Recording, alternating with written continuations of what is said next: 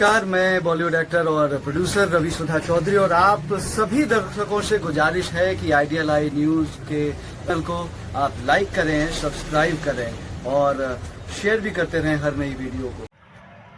नमस्कार, मैं Chandan Kumar ideal I news से। आज जहां इस कड़ाके की ठंड में जहां बड़े बुजुर्ग और जवान बिछावन छोड़ के उतरना नहीं चाहते हैं, निकलना नहीं चाहते हैं, वहीं पर इस कड़ाके की ठंड में एक ऐसे भी व्यक्ति हैं जो अपने स्वास्थ्य के प्रति सचेत हैं और सजग हैं, जागरूक हैं। और यहाँ तक कि इन्होंने राष्ट्रीय स्तर पर भी कई ऐसे गेम खेल चुके हैं, ये धावक हैं, कई ऐसे गेम में भी शामिल हो चुके हैं जो कि आज जवानों के लिए एक प्रेरणा का स्रोत है। तो मैं इनसे जानूंगा कि किस तरह से आप इस ठंड में अपने आप को मैनेज करते हैं और ये एक पेशे से शिक्षक भी हैं और शिक्षक रहते हुए और शिक्षक के पद पर पदस्थापित रहते हुए भी और ये साल के 365 दिन करीब इस मैदान में आते हैं और अपने जज्बे को और अपने जो जोश है इस उम्र में भी ये दिखाते हैं। और अगर इनकी तुलना की जाए आज के नवयुवक के साथ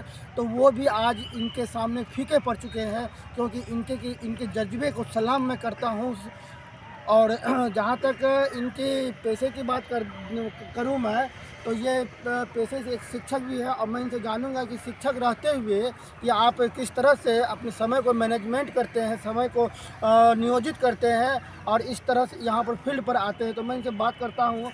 सर का नाम क्या है? सर आपका नाम क्या है? मनोज कुमार।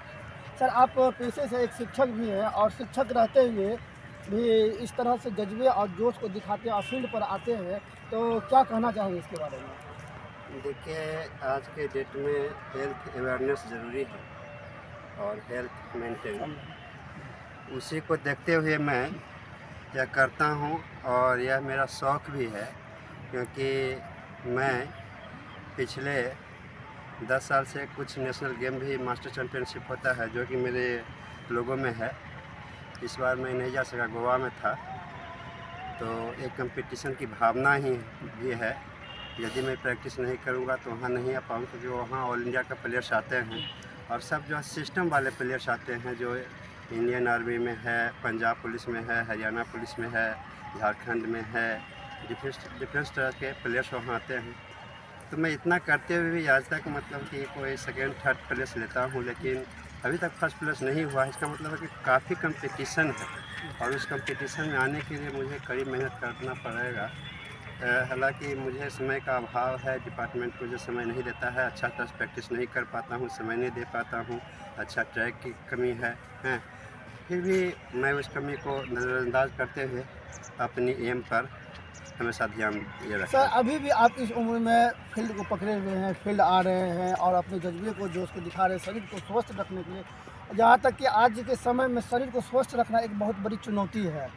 तो मैं यह जानना चाहूँगा कि इस ठंड में आप किस तरह से आते हैं, किस तरह से यहाँ पर रनिंग करते हैं, क्या कोई परेशानी भी होती है और आपकी उम्र क्या है? देखिए, मेरा 52 ईयर्स कंप्लीट हो चुका है और जहाँ तक ठंड की बात है तो केवल 1-2 राउंड तक ही वो हमको अनुभव होता है। यदि मैं 2 राउंड मार लेता हूँ, 3 राउंड मार लेता हूँ, उसके बाद शरीर हीट हो जाता है, तो ठंड का कोई प्रभाव नहीं पड़ता है। फिर भी हल्का सा बचाव करता हूँ और जिसका कार्डियो का प्रॉब्लम नहीं है, जिसका हेल्दी बॉडी है, उसका ठंड से कोई अंतर नहीं पड़ेगा। सर सुनने में आया कि आप अपने मैडम को भी यहाँ पर लाते हैं फील्ड। देखिए, मैडम भी सफ़र कर रही थी, पहले उसको चलना फिरना मुश्किल हो रहा था। मैं उसको वेलोर तक ले गया था, डॉक्टर पूरा दवाई पैकेट का पैकेट दिया था, लेकिन मैं कहा कि देखो ये सब दवाई से काम नहीं चलेगा, तुम मेरे साथ ज्वाइन करो, फील्ड चलो और 2-4 कदम ही चलकर पहली बार देखो, उसके बाद 4 कदम 10 कदम, उसका 100 मीटर 200 मीटर 400 मीटर। आज के डेट में वो 15 राउंड कंप्लीट लगाती है, यानी कि 15 चौके 6 किलोमीटर दौड़ती है, मिनिमम वो दौड़ती है 6 किलोमीटर। आज के डेट में कोई मेडिसिन नहीं ले रही है, एकदम हेल्दी वेल्दी है। आज सीढ़ियाँ, आज पूरा 2 मंजिला 3 मंजिला का सीढ़ी चढ़ जाता है, कोई तरह का परेशानी होता है। पहले थोड़ा सा सीढ़ी चढ़ता था तो हाँफने लगती थी, तो इस तरह का बेनिफिट। सर आप शिक्षक के पद पर भी पदस्थापित हैं और इस कड़ाके के ठंड में भी आ रहे हैं, कुछ युवक को भी आप ट्रेनिंग यहाँ पर दे रहे हैं। तो आज के समय में जो युवक हैं यहाँ पर जो अपने बिछावन के अंदर से नहीं निकल पा रहे, तो वीडियो के माध्यम से आप क्या संदेश देना चाहेंगे? देखिए, दौड़ जो है वो खिलौना नहीं है जिसे खेल लिए। इसके लिए कड़ी प्रैक्टिस का ज़रूरत है, लगातार प्रैक्टिस का ज़रूरत है और लंबी प्रैक्टिस का ज़रूरत है और एक सही गाइड लाइन में चलने की ज़रूरत है। और जो आलसी तबके के लोग हैं वो तो इस जॉब में आना ही नहीं चाहिए। वो पुलिस सर्विस या आर्मी सर्विस में नहीं आना चाहिए, क्योंकि आलसी आदमी के लिए नहीं है। ये हमेशा एकदम फिट, मतलब कि ये फिट रहने वाले, चाहे एकदम एग्रेसिव मूड का हो, चाहे एकदम तुरंत टैलेंटेड हो, एकदम हमको कुछ करना है तो तुरंत करना है, क्योंकि आर्मी वाले को 5 मिनट में रेडी होना पड़ता है। जो सर आर्मी में नहीं जाना चाहते, सिर्फ अपने शरीर को स्वस्थ रखना चाहेंगे, तो उसके लिए क्या संदेश है? देखिए, हम तो कहते हैं प्रत्येक आदमी को फिटनेस के प्रति अवेयरनेस होना चाहिए, क्योंकि बिना फिट किए हुए कोई भी आदमी अच्छा काम नहीं कर सकता। हर डिपार्टमेंट को इसमें जो है ना जोड़ना चाहिए, क्योंकि एक फिट आदमी ही, फिट वर्कर ही अच्छा वर्क कर सकता है। और इसके लिए तो सबको ध्यान में रखना चाहिए। तो जाते जाते सर, अभी आप मैदान में हैं और यहाँ पर ठंड का समय है। ठंड के समय में देखा जा रहा है कि फील्ड पूरा खाली है और जो भी आर्मी वाले दौड़ने वाले थे वो भी नहीं आ रहे हैं।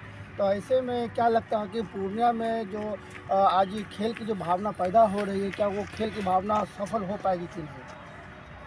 खेल की भावना बच्चों में है, बट उसको जो इंफ्रास्ट्रक्चर मिलना चाहिए, जो ट्रैक मिलना चाहिए, जो सही गाइडलाइन में फैसिलिटी मिलना चाहिए, वो नहीं मिल रहा। और जहाँ तक आर्मी का भी जस्ट कंप्लीट हुआ है बहाली, और सब मेडिकल वगैरह कर करके सब अभी जाने को तैयारी। रिजल्ट शायद आया कि नहीं आया पता नहीं रिसेंट में, लेकिन वो जाने की तैयारी में, उसका फाइनल लगभग सब कुछ हो गया सिस्टम। क्या नाम है सर? मेरा मनोज कुमार।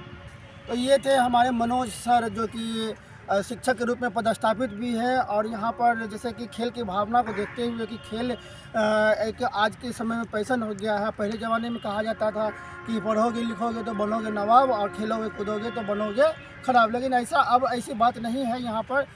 तो खेलने से भी आप अपने भविष्य को संवार सकते हैं और अपने शरीर को स्वस्थ रख सकते हैं।